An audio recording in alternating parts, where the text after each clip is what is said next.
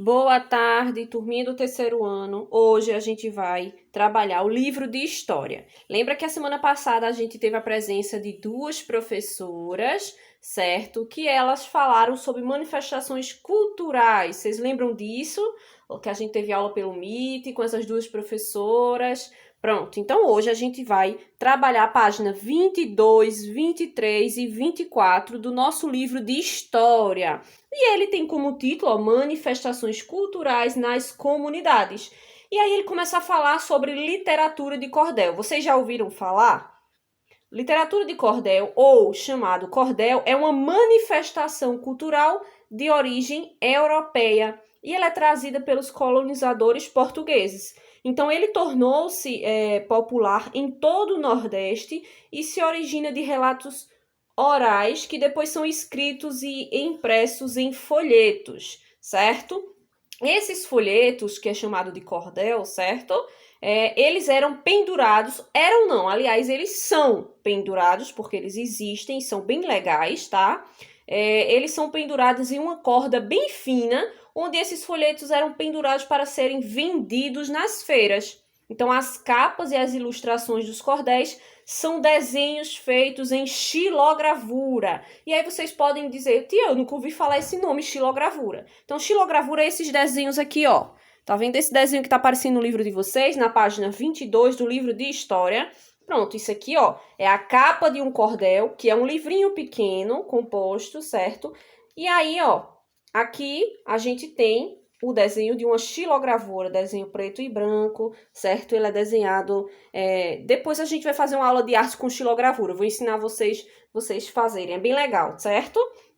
E aí, aqui embaixo, ó, lê abaixo o cordel escrito por Jaride Arraes, certo? Aí tem lá, ó, a menina que não queria ser princesa. Então, isso aqui está dentro deste cordel, dessa capinha aqui acima, certo? Aí diz assim, a menina que não queria ser princesa. Era uma vez uma menina, dotada de esperteza, nascida lá no sertão, batizada de Teresa. Era muito da danada, arretada de brabeza. Se tem menina princesa, que gosta muito de rosa, tem também a danadinha, e que é muito geniosa. Teresa era só um tipo de menina talentosa. Foram contar para Teresa que tudo podia fazer: rolar, pular e dançar, escalar, cair e correr. E se gostasse de princesa, isso também podia ser. A menina deu um pinote, correu para pegar a bola. Era feliz dia e noite, fosse em casa ou na escola. Era alegre o tempo todo, de bermuda ou camisola. E aqui a gente tem a informação desse cordel, certo? E aí vocês observaram a estrutura do cordel, como foi escrito, certo? Então a gente observa que ele está escrito aqui em estrofes, que são esses pedaços aqui, tá? E em versos. E o que é versos, professor? Para eu relembrar, vamos lá. Versos é cada linha dessa estrofe aqui, certo? Então, cada linha dessa é chamada de verso. E cada espaço aqui, ó, é chamado de estrofe, certo?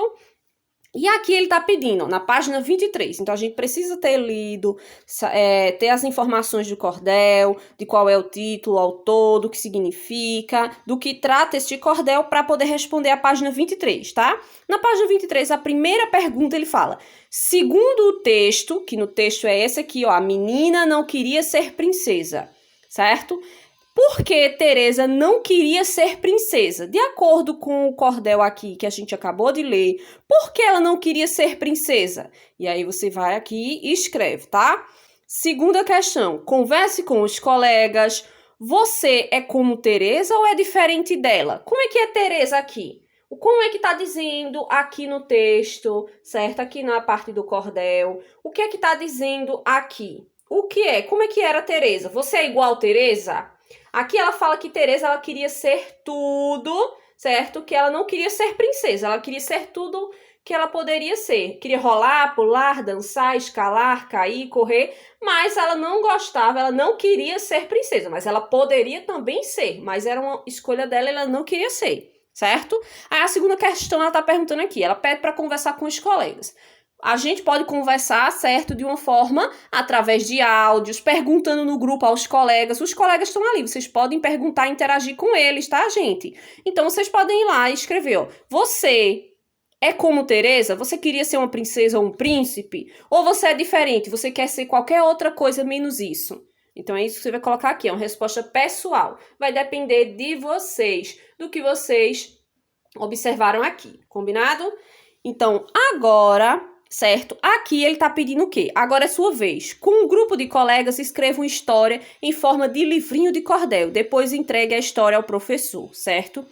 Como a gente tá distante e agora é hoje, especificamente hoje, nossa aula vai ser assíncrona, eu não vou estar presente para estar tirando as dúvidas e ajudando vocês na construção, então a gente deixa essa parte da construção, certo? Do livrinho do cordel, para a gente fazer na aula online, certo? No Google Meet, porque a gente fazer assim não tem como a gente separar e fazer sozinho.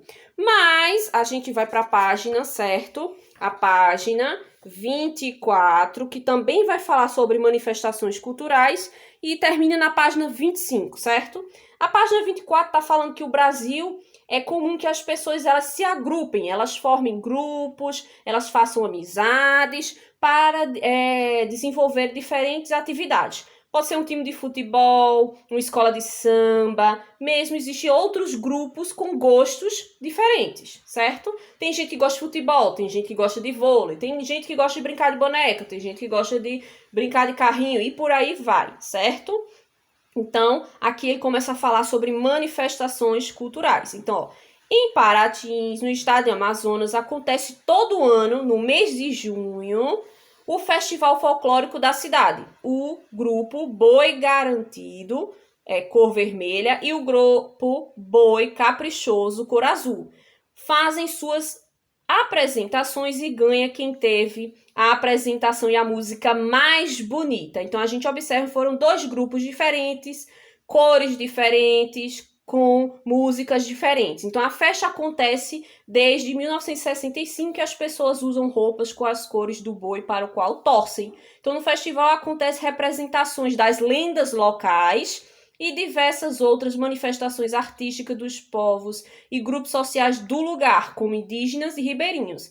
Então, aqui a gente tem dois grupos. O grupo do boi garantido, certo? E aqui o grupo do boi caprichoso. Então, a gente observa que são duas manifestações, dois grupos diferentes com o mesmo propósito, que é ganhar o festival, certo?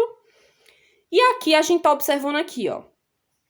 Muitas cidades do estado de Alagoas acontece a festa chamada Pastoril, que começou com a chegada dos colonizadores portugueses. Então, a festa passou por muitas mudanças, mas continua acontecendo na época de Natal e conta a história do nascimento de Jesus como uma espécie de presépio vivo. Geralmente, os participantes dividem em dois grupos, o grupo vermelho e o grupo azul, igual esse que vocês estão observando aqui na imagem de vocês no livro, na página 25, tá? O povo da cidade, ele participa ativamente da festa e cada um usa uma fita da cor referente ao grupo que pertence, certo? Então, essa festa aqui, chamada de Pastoril, vai representar, certo, o nascimento, a história do nascimento de Jesus, o presépio que se tem, certo? Que a gente conhece. Então, primeira questão, você conhece alguma festa como estas aqui descritas? Você conhece alguma festa feito essas aqui, ó? Boi garantido, boi caprichoso ou pastoril, por exemplo. Vocês conhecem alguma dessas festas? Não, se botar não, você coloca não. Se você conhece ou já ouviu falar, você coloca sim. Segundo, quais são as festas mais importantes da sua cidade? E aí vai depender de onde você mora, se é em Paulista, se é em Olinda, se é em Jaboatão, se é em Recife. Então, quais são as festas mais importantes da sua cidade? E aí você escreve o nome das festas, tá? Então, é uma resposta pessoal também, que depende da localização de onde você mora. Terceiro, por que acontecem essas festas na sua cidade? Por que acontecem essas festas normais que acontecem? Por exemplo, o dia da Nossa Senhora da Conceição que se tem, todo ano tem feriado e tem essa festa em Recife. Por que será que acontece essa festa? O que é que faz que aconteça essa festa? Por que essa importância da festa. Então, vocês vão responder aí, porque acontecem essas festas que você definiu na segunda questão na sua cidade. Se você disse, por exemplo, que é uma festa de São João, a tradição na cidade de vocês fazerem uma festa de São João, enfeitar as ruas, ter aquelas fogueiras, é uma tradição. Então, se você diz que existe isso, que é por mais que tenha essas festas todo ano, mas a cidade de vocês fazem questão de ter essa festa, por exemplo.